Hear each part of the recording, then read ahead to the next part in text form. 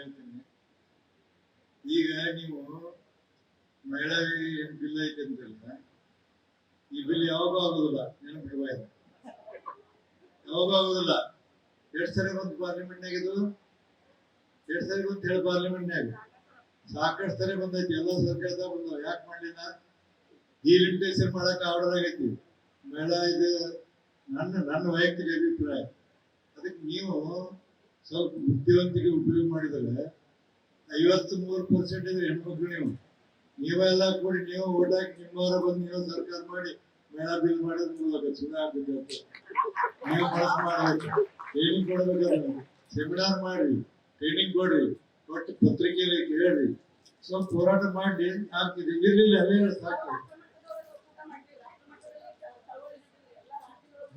ಹೆಮ್ಮೆ ಮತ್ತು ಅಭಿಮಾನ ಅನಿಸ್ತಿದೆ. ಯಾಕಂದ್ರೆ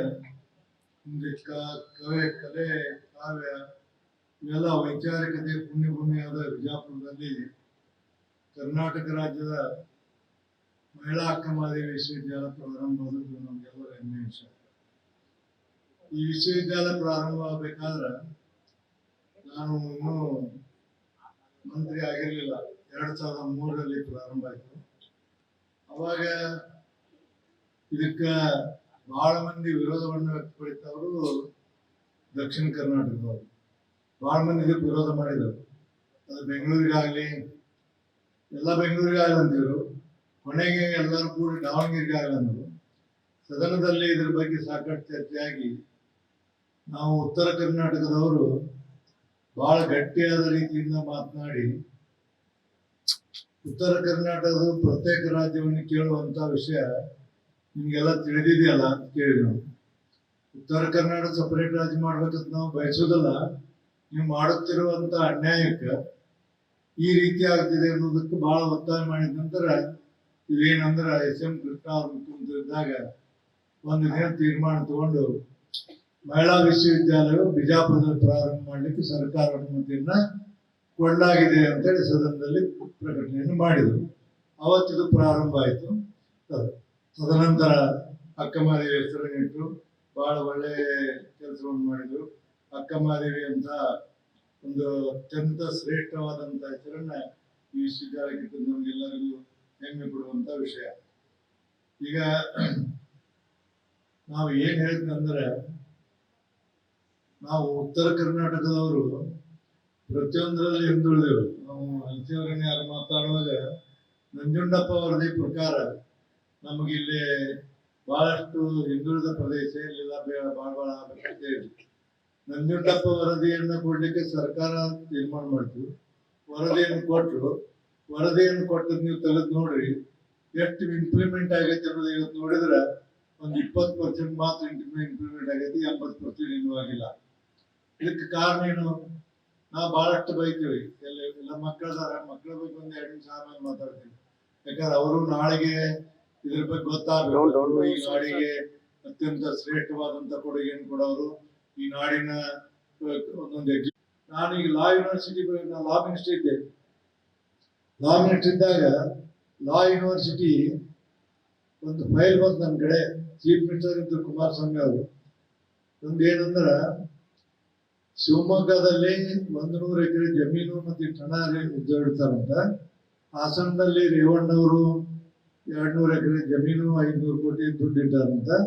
ಈ ಇಬ್ರು ಏನಂದ್ರೆ ಕರ್ನಾಟಕ ಲಾ ಯೂನಿವರ್ಸಿಟಿಯನ್ನ ಪ್ರಾರಂಭ ಮಾಡ್ಬೇಕಂತ ಕೇಳ್ಯಾರ. ಅದಕ್ಕೆ ಇದನ್ನ ಈ ಇಬ್ಬರಲ್ಲಿ ಎಲ್ಲಿ ಪ್ರಾರಂಭ ಮಾಡ್ಬೇಕು ಅನ್ನೋದನ್ನ ನಿಮ್ಮ ಸ್ಪಷ್ಟ ಅಭಿಪ್ರಾಯ ಕಡತ ಮಂಡಿಸಿ ಅಂತ ಬರೆದ್ರು ಅವ್ರನ್ನ. ಅದೇನಾಗಿತ್ತಂದ್ರೆ ಅವ್ರು ಹಂಗ ಮಾಡಿಬಿಡೋರು. ಲಾಸ್ ಕಟ್ಟಿದ್ರು ರೆಡ್ಡಿ ಅಂತ ಅವ್ರು BS ರೆಡ್ಡಿ ಅಂತೇಳಿ. ನನಗಂದ್ರೆ ಬಿಜಾಪುರ ಜಿಲ್ಲೆಯವರು, ಬೆಂಗಳೂರು ಸೆಟ್ಲಾಗ್ಯಾರ.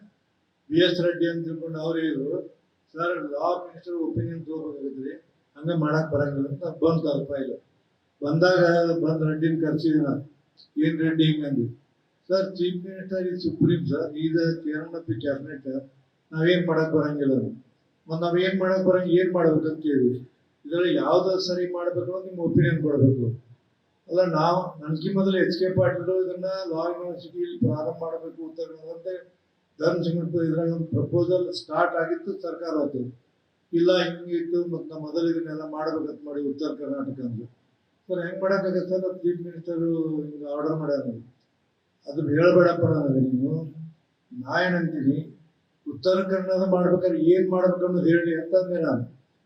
ಬರೀ ಇದನ್ನ ಪುರಾಣ ಅಂತ ಹೇಳಂದೇನೆ, ಜೋರು ಮಾಡಿದ ನಂತರ ಸರ್ ಏನ್ ಹೇಳ್ರಿ ಅದಕ್ಕಂದ್ರೆ ಏನ್ ಹೇಳಿದ್ರೆ ಹೇಳಿ, ನಾವು ಒಬ್ಬಳು ಯಾಕೆ ಮಾಡ್ಬೇಕು ಬಟ್ ಉತ್ತರ ಏನ್ ಮಾಡ್ಬೇಕು ಅವ ಮಾತನ್ನ ನನಗೆ ಸರ್ ಅದಕ್ಕೆ ಗಟ್ಸ್ ಬೇಕ್ರಿ ಅಂದ.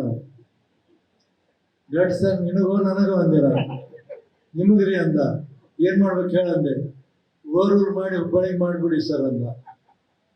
ಮುಖ್ಯಮಂತ್ರಿಯ ಕಡತವನ್ನು ಓರೂರು ಮಾಡಿ ಇದನ್ನ ಹುಬ್ಬಳ್ಳಿಯಲ್ಲಿ ಕರ್ನಾಟಕ ಲಾ ಯೂನಿವರ್ಸಿಟಿ ಪ್ರಾರಂಭಿಸಬೇಕಂತ ಮಾಡಿ ಆಗಿದ್ದಾಗ JS ಪಾಟೀಲ್ ಗುಲ್ಬರ್ಗದವ್ರು ಅವ್ರು ಮೊದಲು ಮಾಡೋಗಿದ್ದ ರಾತ್ರಿ ಫೋನ್ ಮಾಡಿ ಯಾರು ಗೊತ್ತಿಲ್ಲ ಮಾಡಿ ಅವ್ರನ್ನ ಬೆಳಿಗ್ಗೆ 10:00 ಇಲ್ಲಿ ಇರ್ಬೇಕಂದಿರ.